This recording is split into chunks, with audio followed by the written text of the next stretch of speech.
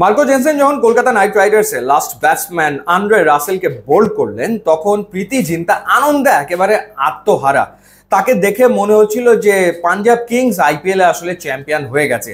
আর তিনি খুশিতে পাগল হবেন না কেন? কে ভেবেছিল যে এই ম্যাচ পাঞ্জাব জিতবে? তারা প্রথমে ব্যাট করে মাত্র 111 রান করে অল আউট হয়ে গিয়েছিল এবং তখন সবাই ধরে নিয়েছিল যে শিওরলি ম্যাচটা জিতে নিচ্ছে কলকাতা নাইট রাইডার্স। তখন ইনফ্যাক্ট সবাই ভাবছিল যে 14.1 ওভারে যদি 111 রান তারা করে ফেলতে পারে কেকেআর, তাহলে তারা পয়েন্ট টেবিলের টপে চলে যাবে, 1 নম্বরে চলে যাবে। এবং কেকেআর আসলে সেটা করে দেখাতে পারবে কিনা, কে ভেবেছিল যে এই ম্যাচ কলকাতা আসলে হারবে?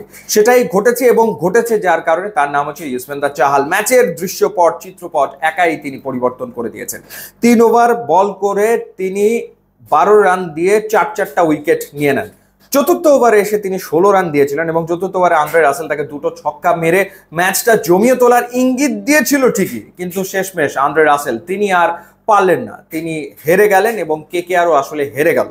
এবং পাঞ্জাব একটা রেকর্ডও ডেফিনেটলি করে ফেললো। এর আগে আইপিএল এ সর্বনিম্ন রান ডিফেন্ড করার যে রেকর্ডটা ছিল সেটা ছিল হচ্ছে আরসিবির। 2013 সালে আরসিবি 106 রান করে চেন্নাই সুপার কিংসের এগেনস্টে ম্যাচ জিতেছিল সম্ভবত 24 রানে, এবং তার 2 বছর পরে পাঞ্জাবও 106 রান করে ম্যাচ জিতেছিল ওই আরসিবির এগেনস্টে। সেই হিসাবে এটা হচ্ছে দ্বিতীয় সর্বনিম্ন রান ডিফেন্ড করে জেতার রেকর্ড পাঞ্জাবের। সো যেমনটা বলছিলাম যে এখনকার আইপিএল মানেই হচ্ছে 200, 250, 260, 270 রান, তারপরেও আসলে দলগুলো ম্যাচ জিতে পারে না। পাঞ্জাবের কথাই আপনি চিন্তা করুন, পাঞ্জাব লাস্ট যে ম্যাচটা খেলেছিল সানরাইজার্স হায়দ্রাবাদের বিপক্ষে, সেই ম্যাচে পাঞ্জাব প্রথমে ব্যাট করে 245 রান করেছিল। 245 রান করে সানরাইজার্স হায়দ্রাবাদের কাছে পাঞ্জাব ম্যাচ হেরেছে 8 উইকেটে। সেই ম্যাচে তারা মানে দাঁড়াতে পারেনি সানরাইজার্সের কাছে, আর সেখানে তারা এবার 111 রান করে কেকেআর এর বিপক্ষে ম্যাচটা জিতে নিল। এবং একটা সময় কেকেআর এর রান ছিল 63, 3 উইকেট হারিয়ে। তো সেইখান থেকে সবাই ভেবেছিল যে অনায়াসে রানটা আসলে করে ফেলবে কেকেআর। 63, 3 উইকেট, 111 রান তারা করতে নেমেছে, কিন্তু তারপরে টপ উইকেট পড়ে গেল এবং 32 রানের ভিতরে 7 উইকেট হারিয়েছে কেকেআর। বলা যায় যে অবিশ্বাস্যভাবে তারা আসলে এই ম্যাচটা হেরে গেছে এবং পয়েন্ট টেবিলের 1-এ যাওয়ার সুযোগটা তারা হাতছাড়া করেছে। সো ইউজবেন্দ্র চাহাল 4 ওভারে 28 রান 4 উইকেট, তিনি আসলে ম্যাচের ভাগ্য লিখে দিয়েছেন। এছাড়া মার্কো জেনসেন 3.1 ওভারে 17 রানে 3 উইকেট নিয়েছেন। সো এই দুজনের পারফরমেন্স দুর্দান্ত ছিল, কোনো সন্দেহের ব্যাপারে নাই।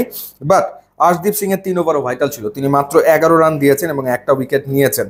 আর প্রথমে ব্যাট করেছে পাঞ্জাবের ভেতরে সর্বোচ্চ 30 রান করেছেন প্রভসিমরন সিং। এছাড়া উল্লেখযোগ্য তেমন কিছু নাই। কেকেআর এর হর্ষিত রানা 3 উইকেট নিয়েছেন, বরুণ চক্রবর্তী 2 উইকেট নিয়েছেন, সুনীল নারিন 2 উইকেট নিয়েছেন এবং কেকেআর এর রাঘুবংশী 37 রান করেছেন 28 বলে, তিনি হাইয়েস্ট রান করেছিলেন। যাই হোক, একটা লো স্কোরিং থ্রিলার আসলে হয়েছে এবং ম্যাচটা জিতেছে পাঞ্জাব। মানে হাই স্কোরিং ম্যাচে উত্তেজনা বেশি থাকে, কিন্তু লো স্কোরিং ম্যাচে উত্তেজনা অনেক সময় দেখা দেয়। এই ম্যাচটাতে তেমনই হয়েছে, যে কারণে আসলে প্রীতি জিন্তা আনন্দে আত্মারা হয়েছিলেন। ইউটিউব ইনস্টাগ্রাম লিঙ্ক আছে, আপনারা যোগ দিলে খুবই খুশি হবে। And thanks for watching.